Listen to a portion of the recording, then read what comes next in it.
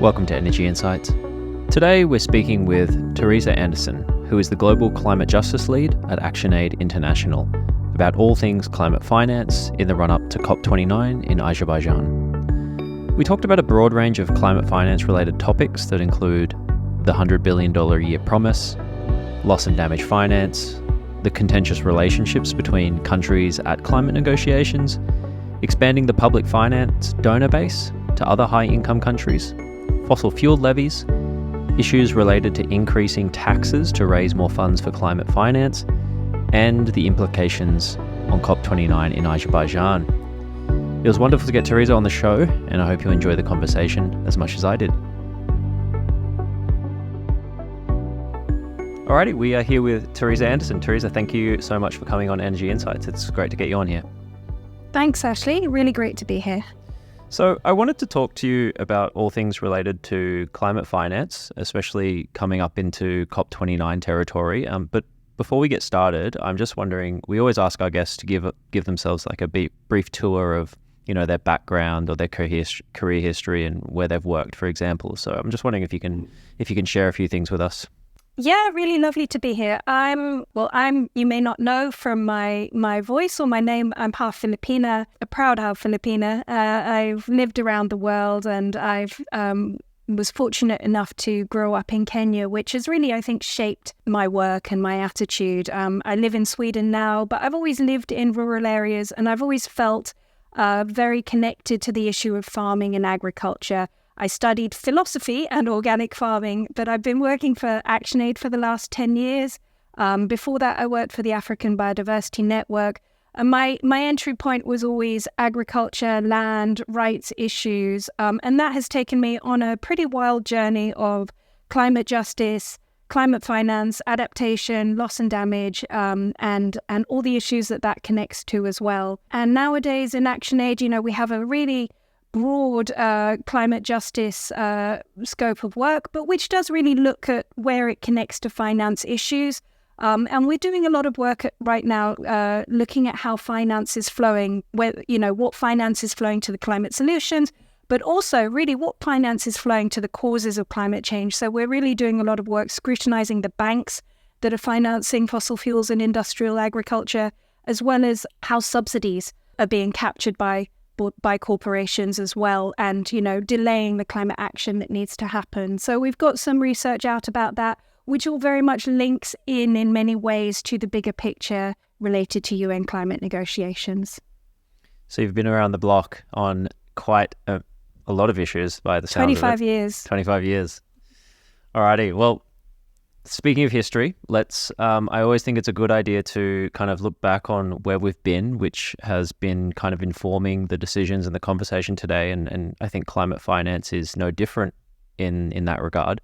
So bearing that in mind, it's obviously no secret that developing countries need support to mitigate and adapt to climate change's impacts. And this is one of the reasons why, of course, rich countries back in 2009 promised to give over $100 billion a year. And this never really quite materialized. So I'm just wondering if you can give us a bit of a reminder about that promise and what it kind of proposed and what was the history there?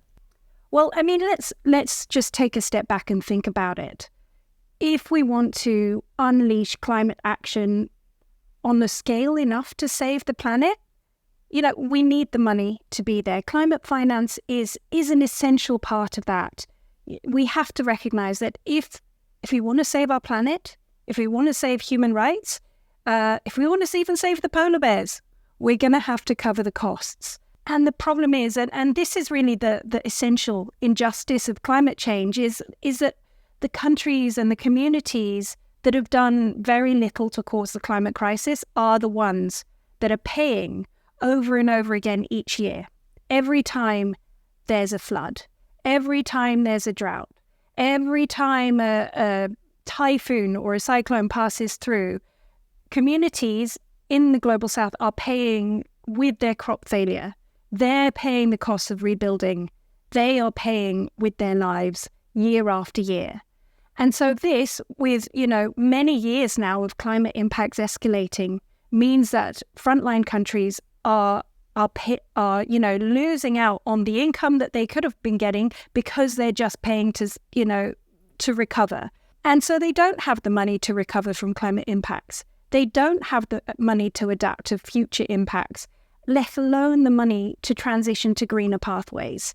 And in the meantime, it's the wealthy countries, the countries that are far more responsible, who are barely, let's be honest, starting to feel the impacts themselves, who are not taking sufficient climate action and not providing the money to the global south to help them recover from the harm they've caused, and not providing the money that will help the world transition to greener pathways and keep us all safe.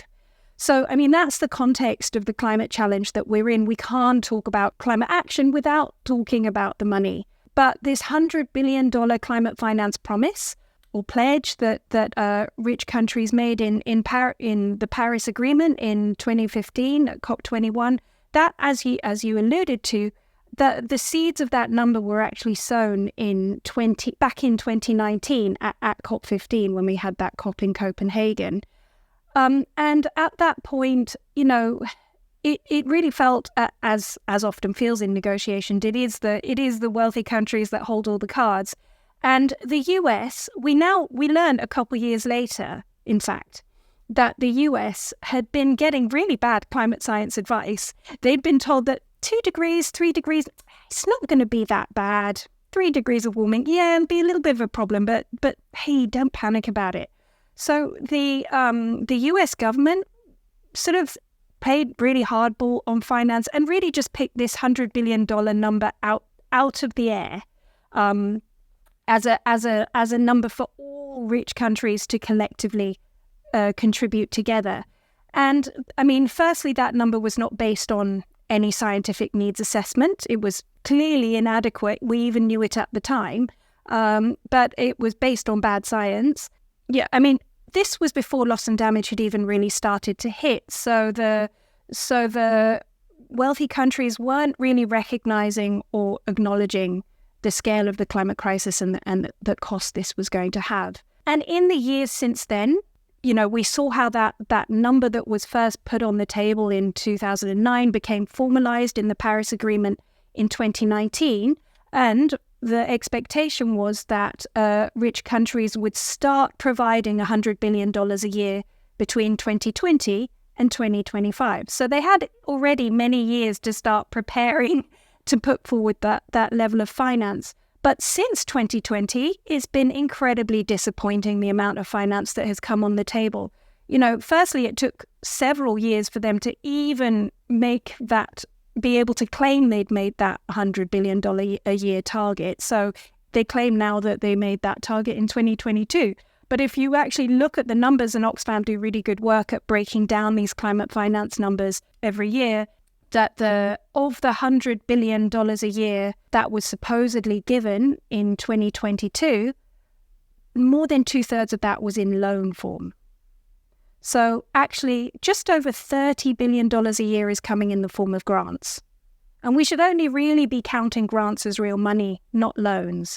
Of course, those loans are being called private finance to make them sound a bit nicer, but they're loans which need to be paid back. They're not real money. So really, what we've seen in the years since that number was first put on the table in 2009 is that there's only been very little money really coming through in grant form.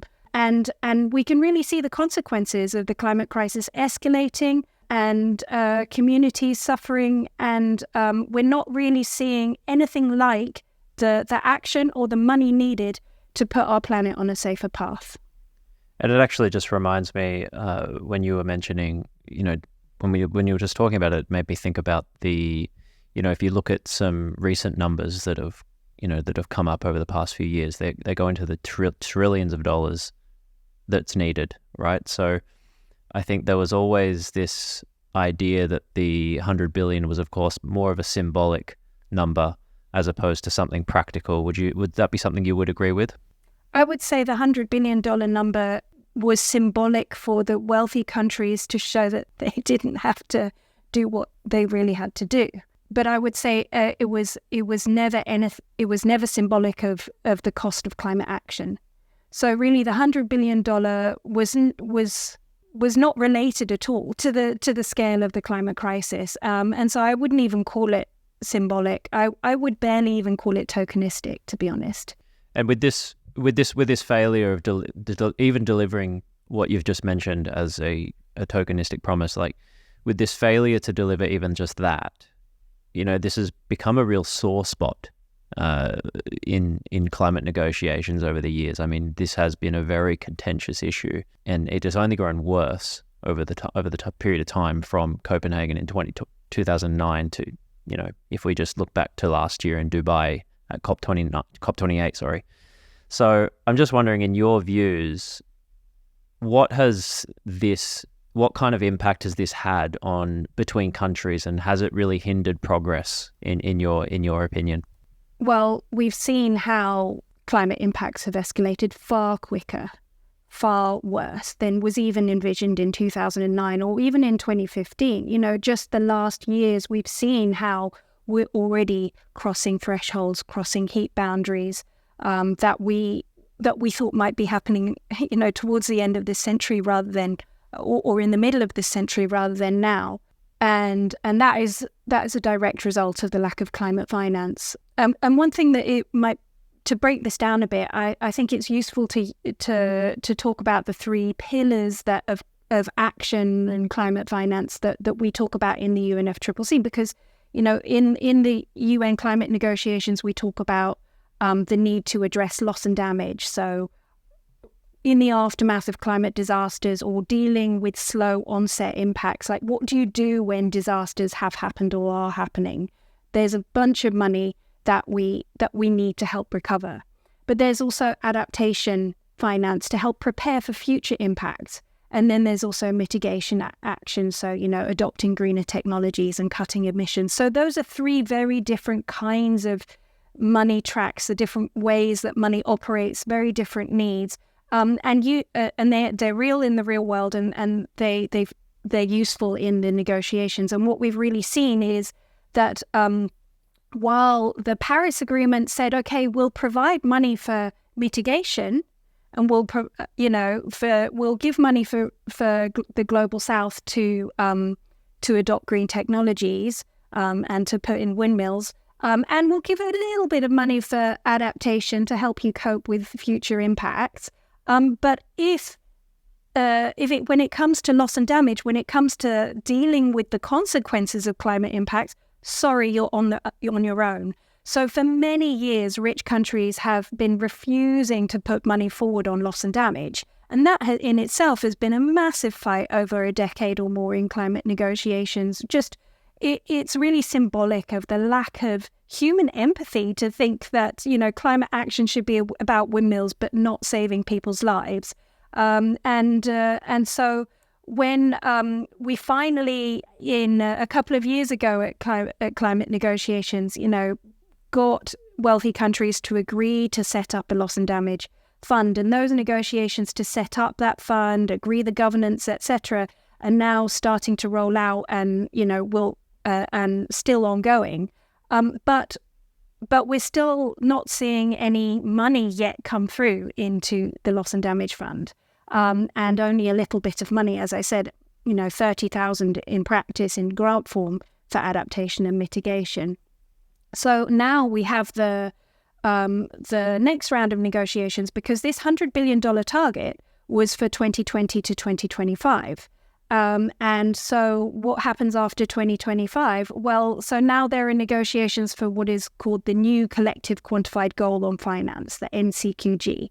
COP29 negotiations this November is when things are really going to come together to hopefully finalize the deal for that NCQG. But it is really, really challenging. And we can see how the bad feeling and distrust from the broken promises of climate finance is not only affecting climate negotiations now for the NCQG, but is still the prevailing mindset for wealthy countries who are really refusing to make any progress or come forward to actually pay for the reparations, pay for the costs, pay for the future costs of climate action.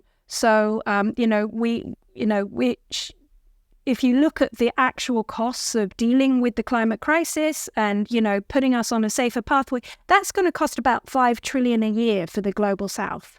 And that is actually just over 1% of the world's wealth. The world's wealth comes to $430 trillion, right? If we were asking for $5 trillion, we'd be asking for just over 1% of that. But that, the rich countries aren't willing to have that conversation yet. They're not willing to come in, they're not willing to yet talk even in the trillions. So we want to put trillions on the table as the number. And we also want that to be not just quantity, but also the quality. What kind of money? Where does it come from? And making sure that it really helps the people in need rather than pushing them further into debt.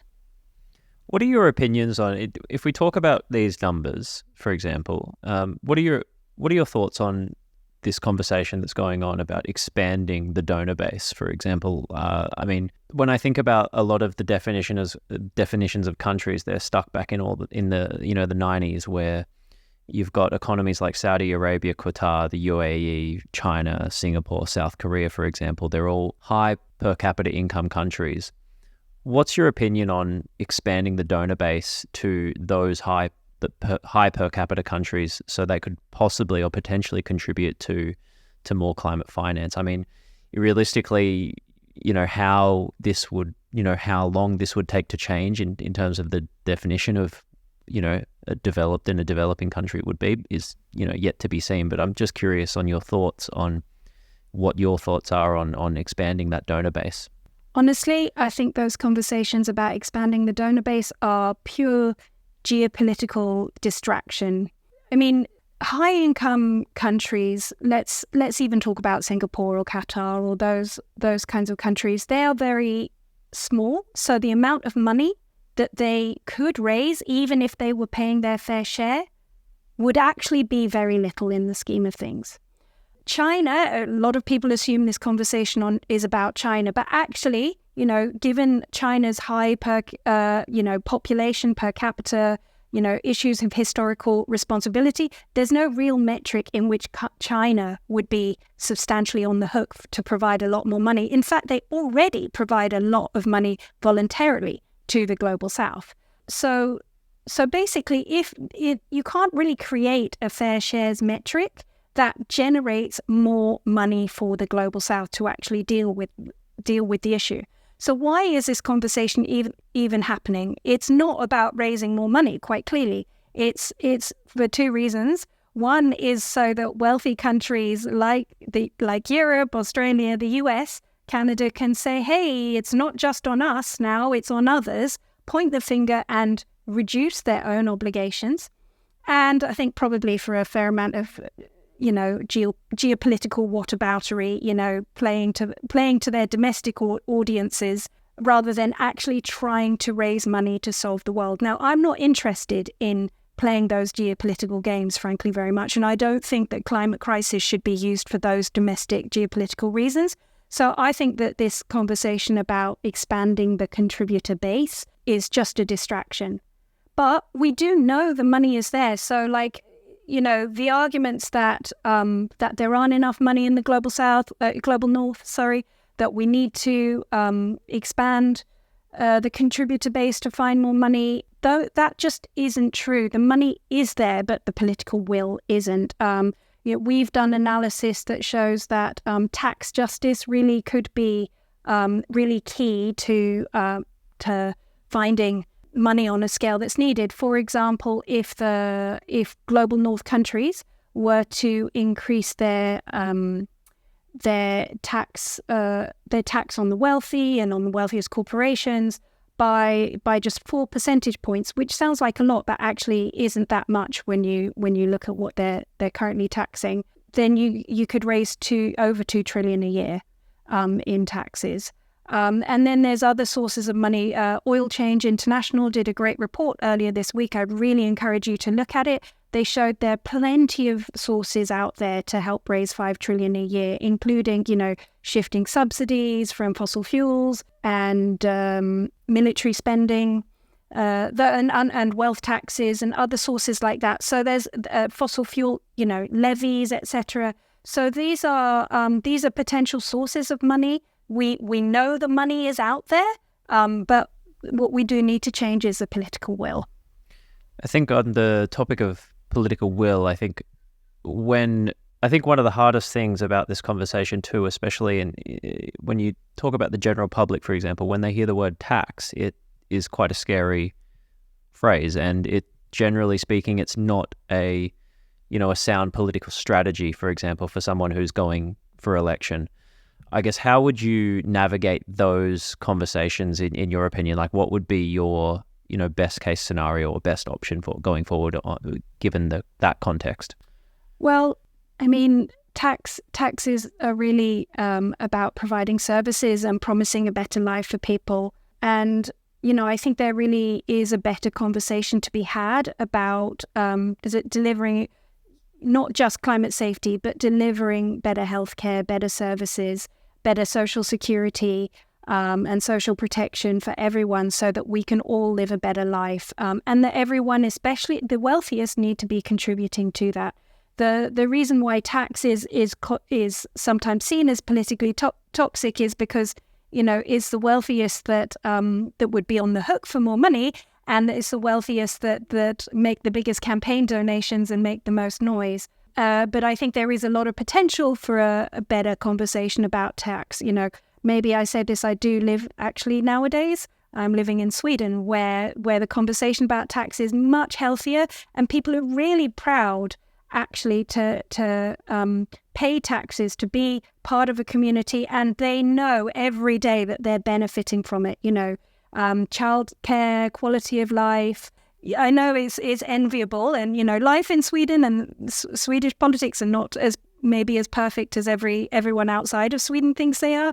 But I could, as a recent migrant to Sweden, I can recognize that the benefit that taxes pay for. And what about the role of, say, companies and corporations? I mean, for example, like, there's been a lot of chatter, especially in the past couple of years, about potentially getting some sort of financing from the profits from fossil fuel companies, especially a couple of years ago when they had the windfall profits where oil companies were making absolute, just mountains and bucket loads of cash because of the high energy prices. Do you think that conversation is going anywhere right now? Is that developing in your view? I don't think the conversation is developing as much as it needs to be, for sure. But there is a good conversation and momentum building on the pressure on windfall taxes. I think that's a very clear example. That's an easy political win. I don't think you'd get many of the public opposed to the idea that the biggest corporations, who benefited so much during those COVID years, in fact, and even have managed, through massive price gouging, managed to turn a profit on recent geopolitical events. I think that there's no question that windfall taxes could be an easy win and an easy way to open up more of a conversation about fair rates of taxation. Of course, I think we need to be putting in global systems of taxation, and that's why there's actually really exciting developments happening with the new UN Framework Convention on Tax.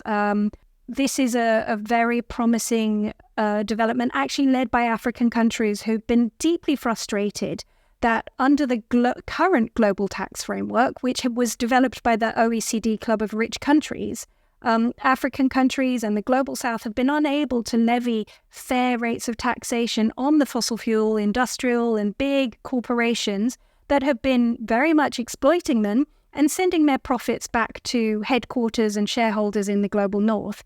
And that revenue hasn't benefited communities in the global south.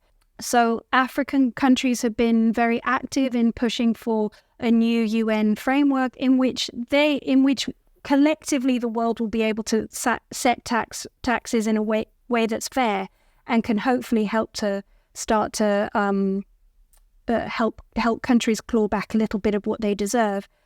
So that kind of thing is on the move, and taxes definitely have to be part of this climate conversation, and we're seeing that more and more now, thankfully. But we also have to bear in mind that in the long term, hey, maybe we'll even get to a point where fossil fuel corporations aren't as big or as profitable as they currently are. So we need to even look beyond that for sustainable finance solutions as well. But certainly in the interim, fossil fuel financing should be, and fossil fuel levies and the polluters paying for the harm that they've been doing is a very good place to start.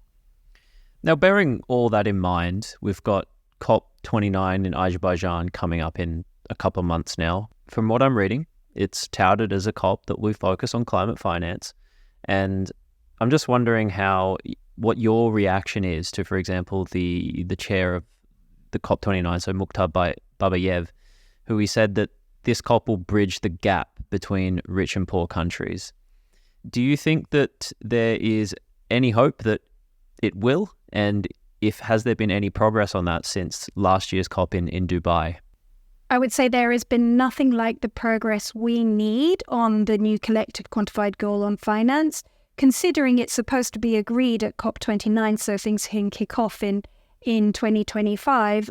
We've seen nothing like the kind of clear agreed text elements that we would want to be able to have a solid agreement ready to bring the gavel down on this November.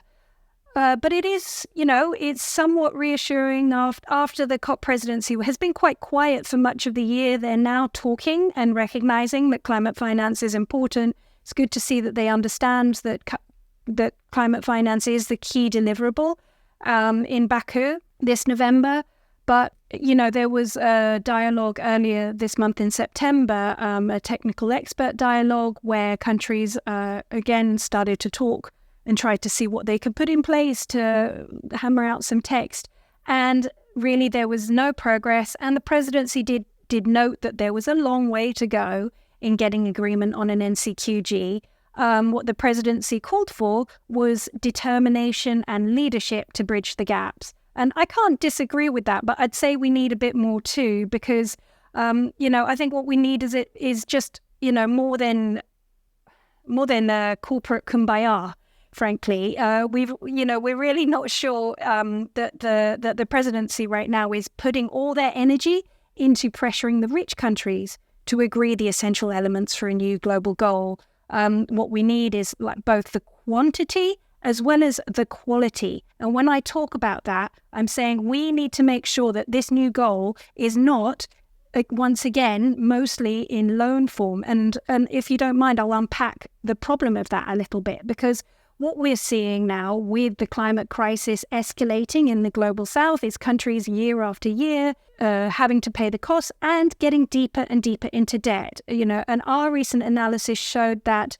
93% of countries that are considered climate vulnerable are in or at risk of debt distress.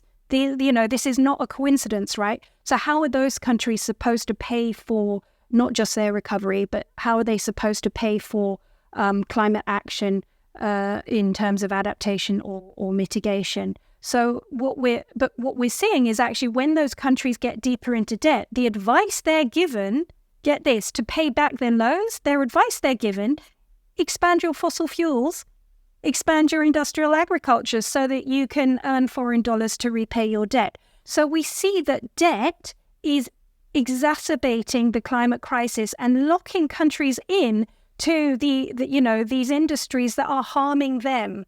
And so the idea that climate finance could be debt, the idea that you can provide a loan and call it climate finance, for me, is absolutely absurd when that loan is likely to be exacerbating climate change rather than solving it. So I don't even think we should be calling loans or debt, or as is called sometimes private finance. I don't think we should be calling that climate finance. I really think we should only be calling grant-based finance, real money, as climate finance, and any effort to count loans as climate finance should be called out as the nonsense, absurdity, and climate destructive pressure that it is. So what I'm not seeing from the Azerbaijan government, or indeed any of the rich countries, is a recognition of the harm that loans and debt are doing to countries on the front line and to all of us to you and me and to every person on this planet is being harmed by the pretense that loans are climate finance, because that is escalating the climate crisis. And the only way that we can end this vicious cycle is by debt cancellation and through real climate finance. So what we want to see is the presidency using that leverage, using their diplomacy to put pressure on the wealthy countries of the global north who are doing the blocking right now. Do you think there is a conflict of interest with the presidency? I mean, given that Azerbaijan is a huge fossil fuel producing nation as well. And I mean, there was a lot of chatter about this last year with Dubai having, a few issues in regards to, obviously they're an oil exporting country as well. But I think for Azerbaijan, it's particularly a bit prickly because the entire country, the entire country's economy is solely dependent on gas and oil. So I'm just wondering if you feel like that will influence these kind of discussions and the things that you've been talking about, at COP29. I mean, what we really need is every host presidency country of any COP really needs to step out of their national context and play a global role, and to recognize and stand in the shoes of every other country, not just their own interests, and see the world through that lens, see the world through others' experience. And we're not yet getting the sense that the government of Azerbaijan is putting itself in the shoes of frontline countries.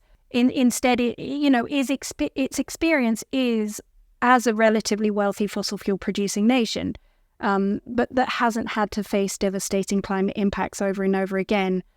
So we see Azerbaijan seems to be drawing on the tools that it knows, like fossil fuels and banking to an extent. And the recent proposal, for example, by the government Azerbaijan, within the COP conversation, the government of Azerbaijan has been saying, we need to bridge this finance gap. Here's one thing we're doing to try to help bridge that finance gap. And they put forward this proposal for a new climate investment fund that would theoretically take contributions from fossil fuel producing countries and companies. And that's been billed as its contribution to help bridge the finance gap. And in some ways, that initiative speaks to an idea that climate justice groups like ours have been calling for, that fossil fuel producing countries and companies do have to pay up. But, there are a number of issues with this proposal when you look a bit more closely.